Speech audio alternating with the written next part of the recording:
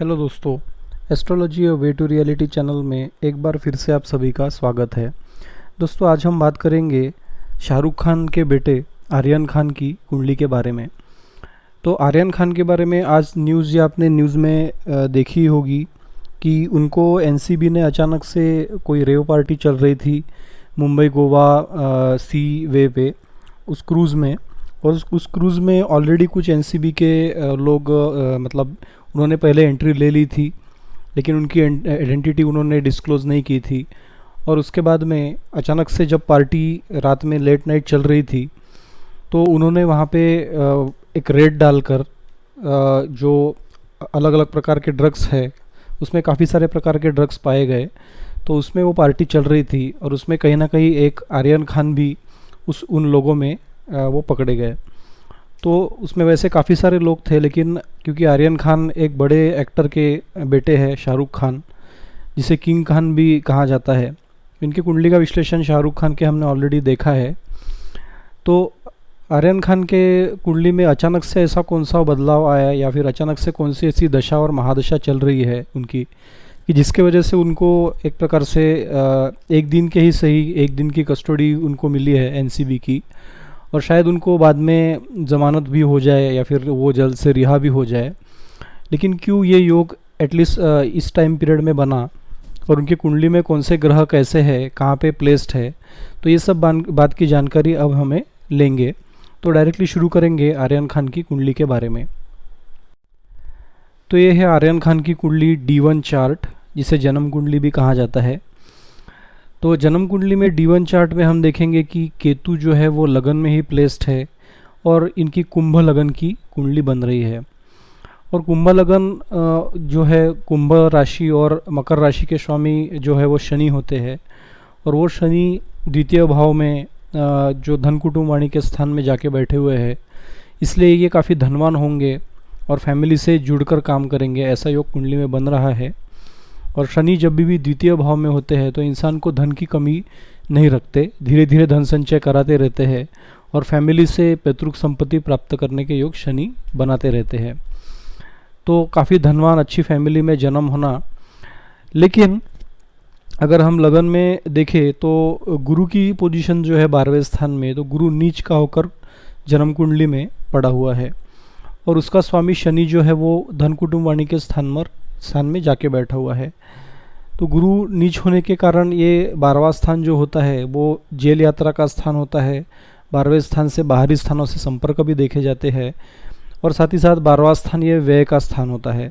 तो व्यय के भाव का स्वामी जो है वो धन कुटुंब वाणी में बैठना ये एक अच्छा योग नहीं माना जाता, जिसके कारण फैमिली पर कलंक लग सकता है, जिसके कारण फैमिली पर कोई ऐसे बड़े खर्चे आ सकते हैं जिसके कारण उनका जो एक प्रकार से कोष होता है या फिर धन का जो संचय होता है वहाँ से वो धन की कमी हो जाए और उससे बड़ा हिस्सा कहीं ना कहीं इस जातक के लिए व्यय उनको करना पड़े। तो इस प्रकार से हम कह सकते हैं कि ये व्यय कराने वाला जातक होगा, इससे कुटुंब को व्यय हमेशा ये कराएगा।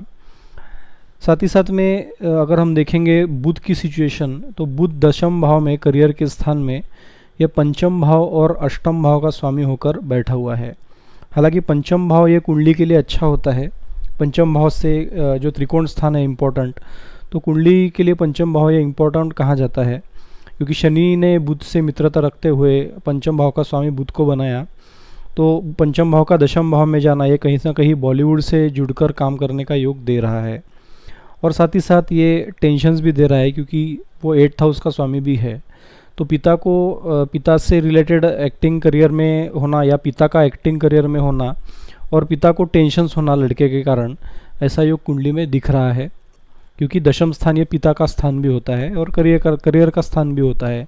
तो करियर में प्रॉब्लम्स आना और साथ ही साथ करियर एक्टिंग से जुड़ना और पिता का भी एक्टिंग से जुड़ना और पिता को टेंशन होना, ऐसे योग यहाँ पे बुध बना रहा है। सूर्य की पोजीशन देखें तो शाहरुख खान के कुंडली में भी हमने देखा था कि सूर्य तृतीय भाव में पराक्रम भाव में नीच का होकर बैठा है। तो कहीं ना कहीं वैसे थोड़े बहुत योग बच्चों के कुंडली में भी आते हैं। तो इसका कारण है कि आर्यन खान के कुंडली में भी सूर्य नीच का होकर बैठा है, और यहाँ पे पराक्रम स्थान में न सही वो अपनी सप्तम दृष्टि से पराक्रम स्थान को ज़रूर देख रहा है। और क्योंकि चंद्र और सूर्य एक दूसरे के सामने सामने हैं, तो ऐसे जातक का जन्म जो होता है वो पूर्णिमा को होता है, और जितना चंद्र सूर्य से पास में रहेगा तो उतना वो अमावस्या के करीब होगा, या पूर्णिमा से लेकर अमावस्या का वो पीरियड होगा। और चंद्र और सूर्य एक ही स्थान में होंगे तो वो अमावस्या का दिन उसका जन्म हुआ रहेगा, या उस दिन अमावस्या रहेगी।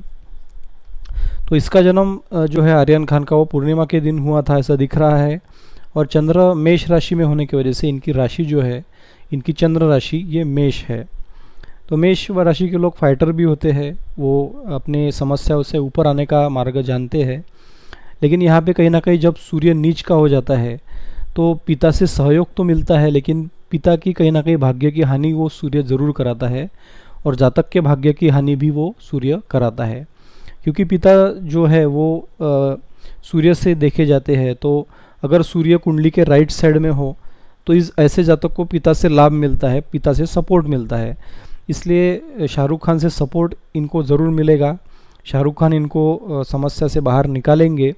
लेकिन सूर्य नीच का होने के कारण ये कलंक ज़रूर बना देगा, और ऐसे जातक का पिता भी कलंकित होगा और ऐसा जातक खुद भी कलंकित होगा। अब बात करेंगे D9 चार्ट के बारे में। तो D9 चार्ट में सूर्य की पोजीशन यहाँ पे अच्छी दिख रही है, क्योंकि सूर्य ये चतुर्थ भाव में अपने मित्र बुध के राशि में है, और साथ ही साथ अपने मित्र मंगल के साथ चतुर्थ भाव में बैठे हैं। तो प्रॉपर्टी का योग अच्छा बनेगा। यहाँ पे सूर्य प्रॉपर्टी के भाव में है, और सूर्य क्योंकि नवमांश में अच्छे है तो ये सूर्य इतना बुरा नहीं होगा जन्म कुंडली में इनके, क्योंकि नवमांश में सूर्य अच्छा हो रहा है। तो धीरे धीरे सूर्य के परिणाम जो है वो अच्छे भी मिलेंगे इनको कुछ हद तक, और कुछ हद तक सूर्य समस्याएं देगा, क्योंकि जन्म कुंडली में वो नीच का होकर बैठा है। तो 50-50 परिणाम इसमें हो जाएंगे। अगर सूर्य D9 चार्ट में या नवमांश में नीच का होता तो फिर इनके सूर्य के निगेटिव इफेक्ट काफ़ी ज़्यादा दिखने को हमको मिलते, क्योंकि सूर्य दोनों भी राशियों में निगेटिव हो जाते, और ऐसे कारण इंसान को हमेशा कलंक झेलने पड़ते। लेकिन उन कलंकों को, उन मान सम्मान मान हानि को कम करने का काम इस सूर्य में, नवमांश कुंडली में सूर्य ने किया है, क्योंकि नवमांश में वो अच्छा है। बात करेंगे गुरु की, जो कि नीच का होकर जन्म कुंडली में पड़ा है D1 चार्ट में, वही D9 चार्ट में उच्च का होकर पंचम स्थान में पड़ा है। तो पंचम स्थान ये music, acting, drama, higher education, children, इन सब चीज़ों का होता है। तो चंद्र यहाँ पे गुरु के साथ होने की वजह से अपने ही राशि में, और गुरु वहाँ पे उच्च का होने की वजह से पंचम भाव रिलेटेड इस जातक को काफ़ी अच्छे फल मिलेंगे, और चंद्र और गुरु की महादशा में अच्छे फल मिलेंगे, क्योंकि गुरु जो है वो नवमांश में उच्च का हो गया है। अब सबसे इम्पोर्टेंट कुंडली हमने देखा है कि जन्म कुंडली होती है, बाद में सूक्ष्म जानकारी लेने के लिए हम D9 चार्ट देखते हैं। लेकिन क्योंकि जन्म कुंडली में गुरु नीच का है और सूर्य भी नीच का है, इसलिए अपने नीचता तो वो नहीं छोड़ेंगे, और टाइम टू टाइम इंसान को कलंकित ज़रूर करते रहेंगे। तो कलंक देना ये एक बात स्वाभाविक होगी, लेकिन उस कलंक से कहीं ना कहीं बाहर भी वो ग्रह निकालेंगे, क्योंकि गुरु और सूर्य दोनों में नवमांश में अच्छे होकर बैठे हुए हैं। अब बात करेंगे कि जो प्लानिटरी पोजीशन है, लगन 18 डिग्री का काफ़ी स्ट्रॉन्ग है, ये अपने लाइफ में काफ़ी स्ट्रॉन्ग रहेंगे और अच्छा पोजीशन प्राप्त कराएंगे। सूर्य 27 डिग्री का है, जो कि थोड़ा सा डिग्री वाइज बल में कम दिख रहा है, क्योंकि वृद्ध हो गया है वो। और साथ ही साथ चंद्र जो है वो उनका स्ट्रॉन्ग है, कुमार अवस्था में है, तो चंद्र इनको अच्छे लाभ ज़रूर दिलाएगा।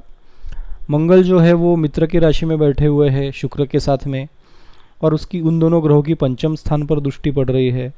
तो ऐसे जातक की बुद्धि है वो एनर्जी से भरी होगी, क्योंकि मंगल की दृष्टि वहाँ पे है। और मंगल शुक्र योग जो है इंसान को परस्त्री के प्रति आकर्षित बनाता है, जिसके कारण हम देख रहे हैं कि आर्यन खान के लाइफ में काफ़ी सारी लेडीज़ हमको दिखती है, काफ़ी सारे लेडीज़ के साथ में उनके फ़ोटो रहते हैं हमेशा, तो लेडीज़ उनके आजू बाजू में घूमती रहेगी। तो इस प्रकार का योग मंगल शुक्र युति हमेशा देता है। मंगल ये एनर्जी है, और शुक्र जो है वो फीमेल एनर्जी है, इसलिए फीमेल स्ट्रॉन्ग एनर्जी कुंडली में होना एक स्वाभाविक बात हो जाती है। उनके सेक्सुअल पावर को भी वो बढ़ा रही है, क्योंकि उनकी दोनों ग्रहों की सप्तम दृष्टि पंचम भाव पर, जो कि सेक्स का हाउस भी होता है, तो उन पर पड़ रही है। इसलिए कहीं ना कहीं ये विपरीत योनि के प्रति आकर्षण और सेक्स पावर को बढ़ाना, ऐसा योग यहाँ पे ये मंगल शुक्र युति बनाती है। अब बात करेंगे राहु और केतु की। राहु जो है वो सप्तम भाव में पड़ा है, केतु लगन में पड़ा है। मैरिज लाइफ काफ़ी उतार चढ़ाव बढ़ी रहेगी, क्योंकि राहु जो है वो अपने शत्रु के राशि में है और केतु भी कहीं ना कहीं शनि से मित्रता नहीं रखते। इसलिए केतु राहु के शत्रु स्थान में होने की वजह से इनके लिए राहु और केतु की महादशा ये थोड़ी ख़राब जाएगी अभी, क्योंकि इनके राहु की महादशा को काफ़ी टाइम है। तब तक ये अपना लाइफ में सुख ज़रूर उपभोगेंगे, लेकिन जैसे राहु की महादशा आएगी आगे जाकर, वैसे इनको प्रॉब्लम लाइफ में हो सकते हैं। तो ये ओवरऑल जानकारी हमने इनके कुंडली के हिसाब से ली। इनके ग्रह जो है वो काफ़ी बलवान स्थिति में है। मंगल की पोजीशन भी अच्छी है, बुध भी स्ट्रांग 14 डिग्री का पड़ा हुआ है, गुरु नीच का है लेकिन वो डिग्री वाइज बल लेके बैठा हुआ है। शुक्र वहाँ पे जो है वो अपने मित्र के राशि में 14 डिग्री का काफ़ी बलवान है। शनि भी 20 डिग्री का बलवान है और राहु और केतु दोनों 22-22 डिग्री के दोनों भी बलवान होकर बैठे हुए हैं।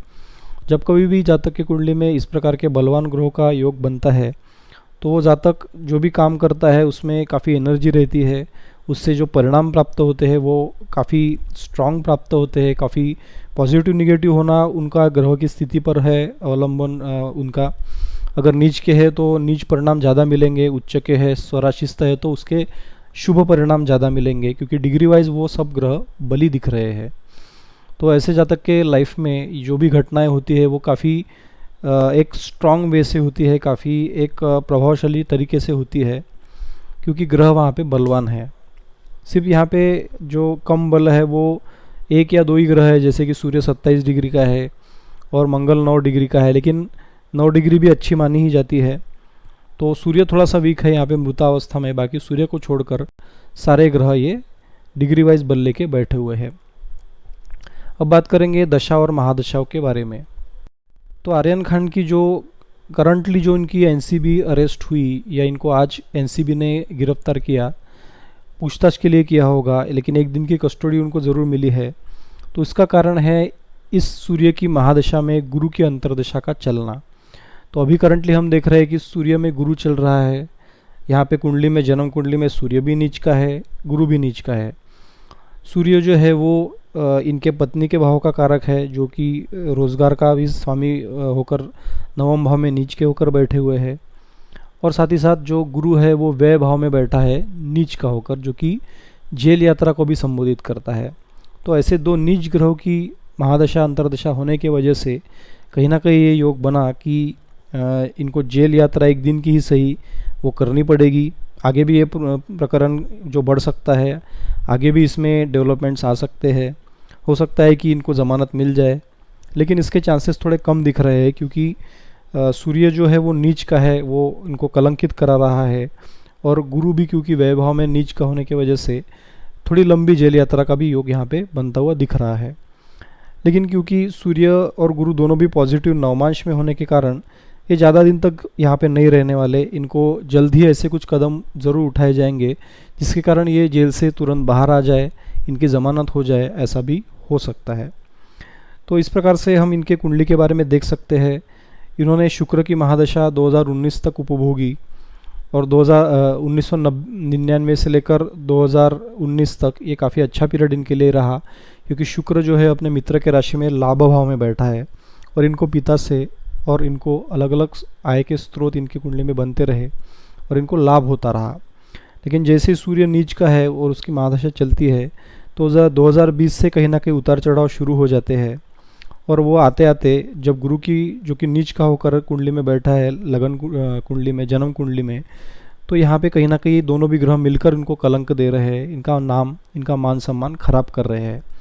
और क्योंकि सूर्य पिता का कारक होता है तो पिता के नाम को भी खराब करना, जो कि एक काफ़ी बड़ी हस्ती है जिनको किंग खान भी कहा जाता है, तो उनके नाम से आज अलग अलग लोग बातें कर रहे हैं, क्योंकि उनका भी नाम कहीं ना कहीं सूर्य ने इनका नाम घसीटा है इनके साथ में।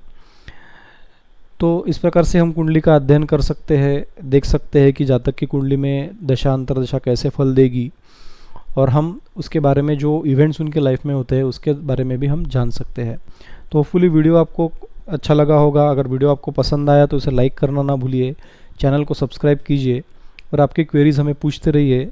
हमें जैसा ही समय मिलता है हम आपका इसको रिस्पॉन्स ज़रूर देंगे। तो once again thank you very much, see you in the next video.